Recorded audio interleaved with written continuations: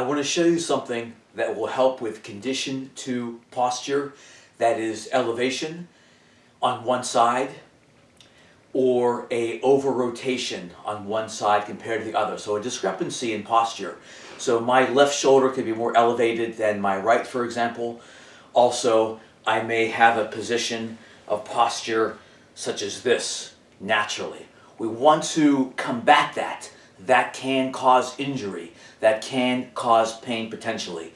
One really good movement is the upper spinal floor twist. Let me demonstrate this for you.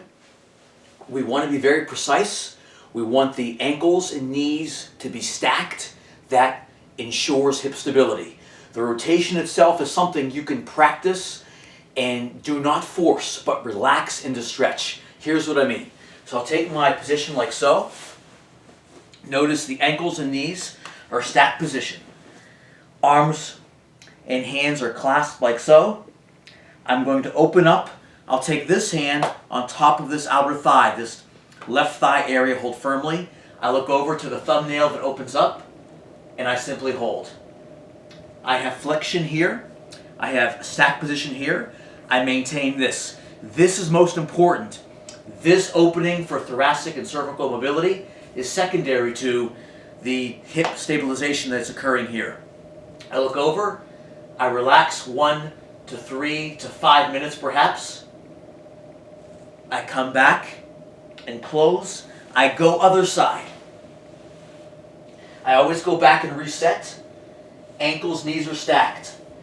Hips are stacked. Stabilized with the knees and the ankles. Here, opening up. Remember, hit this hand. Top of this outer thigh. I look to the thumbnail here. I breathe comfortably, relax into stretch, do not force. 3 to 5 minutes is very good for this. And closing up here.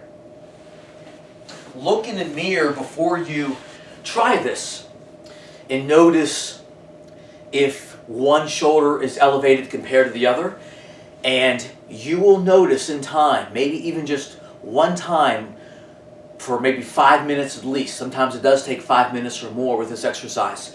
You'll notice the shoulders look more level or have evened out and leveled out.